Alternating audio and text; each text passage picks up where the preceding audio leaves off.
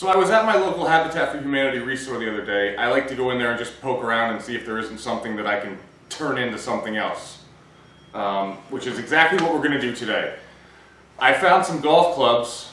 They're old, kind of beat up, not the kind of thing that you'd want to impress your friends with at the golf course, but they look really cool as a coat rack, I thought. So what I want to do is just cut the handles off and mount them into this piece of oak, which is your standard 1x6 that you get at any home store. This piece of wood, after I've already cut it down, ended up being 30 inches long. And I have 5 of these golf clubs. What I did was, I looked at the size of the club and I wanted to make sure that there was enough space in between each one to hang a coat or a bag or whatever. So the way I figured it, I need 6 inches of space in between each one.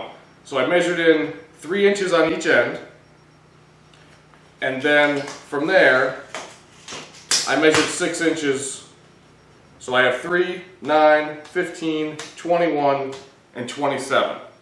So the first one's going to be 3 inches in, and then the second one will be 9 inches in, and just continue on down there, and I think that'll give me good space between all these clubs. The other thing that I looked at is that these clubs are kind of offset, so sticking them right in the middle, the club's going to stick up way above the wood. So what I did too is I drew a line 1.5 inches up from the bottom of my plaque that these are going to go on. So that 1.5 inches where that intersects with the mark for the location of the club, I'm just going to go up 1.5 inches and drill a hole there and epoxy these clubs in. The other thing that I looked at and I wanted to do, I have these templates. I have a whole bunch of them. They came just from the art store for corners. So I have this one that does radiuses, and I chose the 1-inch radius. So that's just going to go on here, and it's going to give us, I'm going to do it with a Sharpie so you'll see it on the camera. It's going to give us a 1-inch radius on all the corners.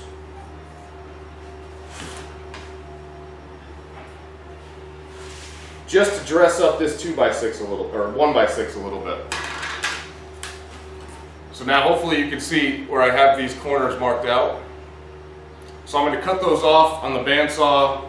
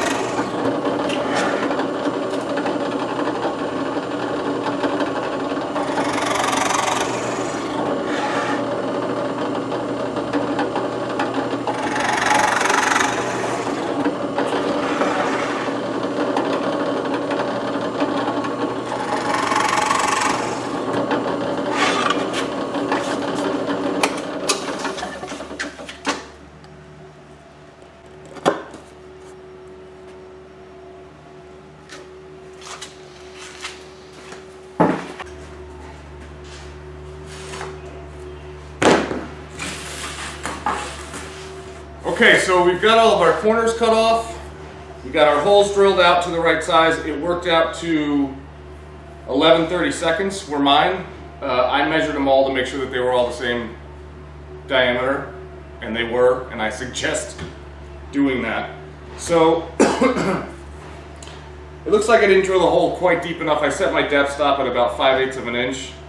I'm just going to take these over to the belt sander and just touch them down so that the black part of the club seats all the way down on the wood. So I'm going to sand those down a little bit, then we'll go over to the router table and we'll put a nice edge around this piece of oak.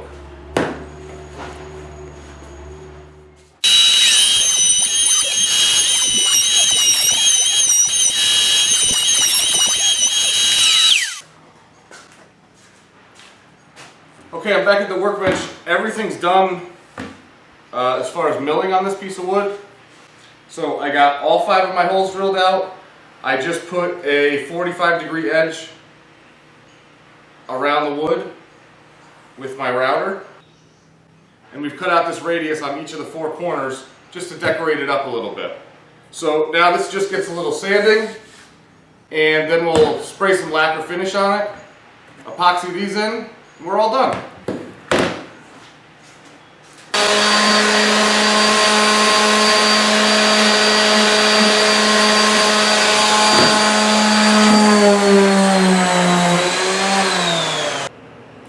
Okay, so I was just thinking about how this is going to get hung. Sometimes coats are heavy, and especially bags, like if kids come home and put backpacks on them or something, they destroy everything. So a traditional sawtooth hanger like you have for a picture frame, I don't think that's going to be good to hang this up. So while I had these in here and I was just kind of looking at it, I thought it might be cool if we took just a regular golf ball, drill a 1/4 of an inch hole in it, and stick a little dowel, and have that be a plug to cover up the mounting bolts. So I'm going to measure out exactly in between here and probably come down the same 1.5 inches that I came up, and drill another hole to accept that dowel pin. And I'm going to leave these so they can just get pulled on and off nice and easy. But this will make another place to hang something as well, so I think that's going to be a good idea.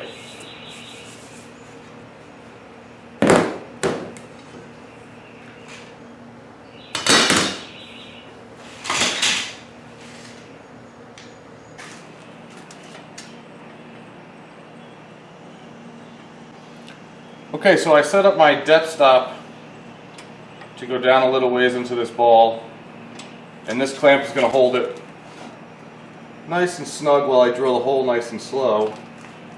I'm just eyeing up the center.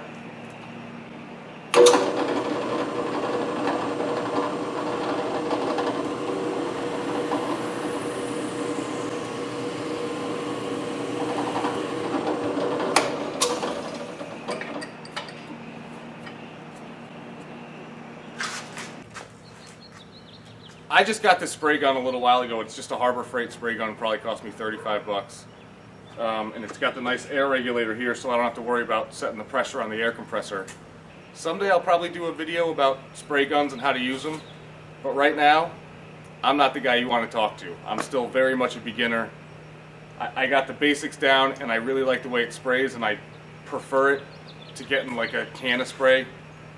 It's quick and easy, but I don't know all the little nuances of spray guns.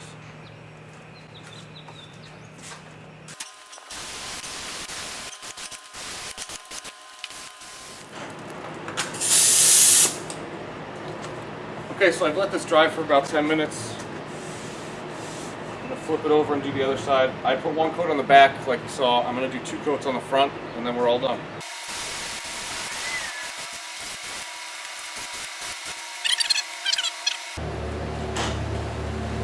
Okay, this has been setting up for about a half an hour now. I got stuck fixing the neighbor's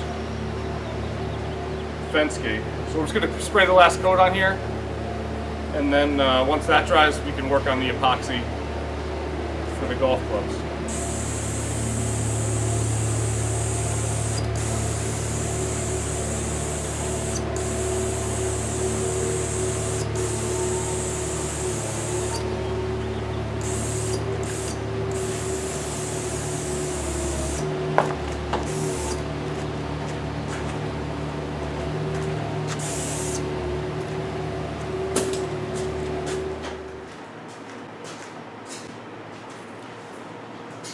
Okay, so that lacquer's all dry. We're ready for the final steps.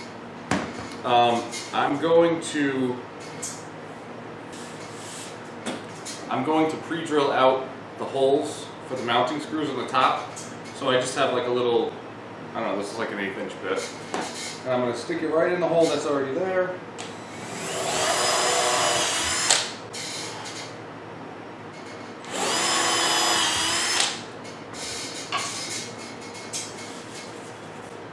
So now we have those mounting holes, and we're just going to mix up a little bit of epoxy.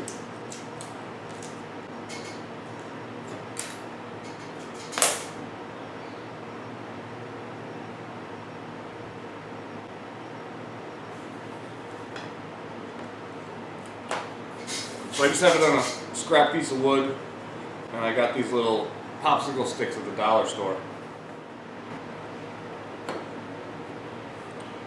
I think I'm going to try just wiping this on here, because I don't want to get it all over the wood.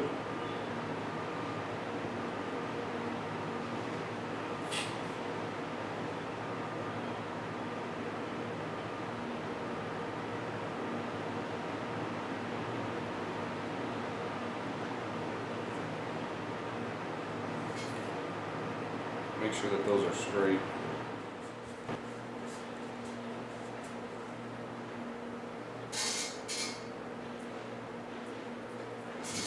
Two of these were a little bit bigger than the other three, so I put the two larger ones on the outside just to kind of balance it.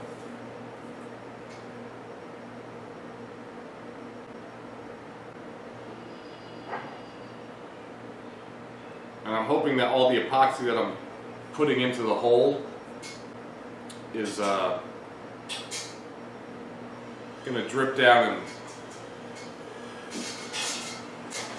fill the hole. Can you see I got all that epoxy in there? So when I put this upside down, I'm hoping that it'll just drop down into the hole and create a nice seal. Because I don't want these things moving.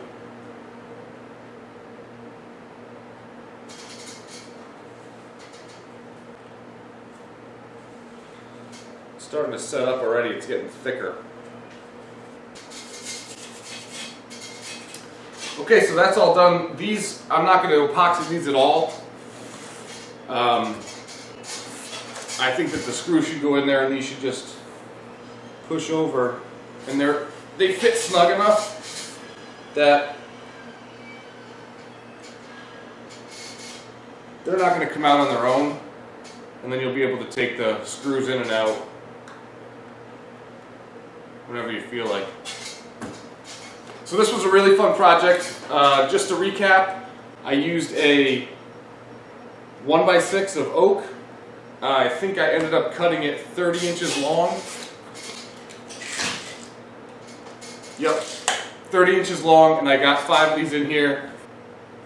There's 6 inches between each golf club head, and I capped off the mounting screws with these golf balls that I drilled a 1/4 of an inch hole. I think it was a 5/16 hole.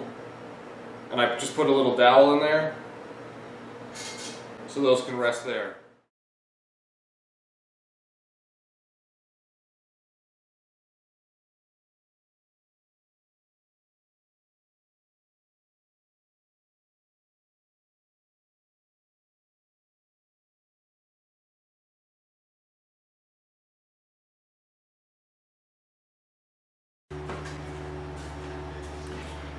So I was down at my local Habitat for Humanity restore the other day, and I found these old golf clubs with wooden heads for the woods. That's so stupid.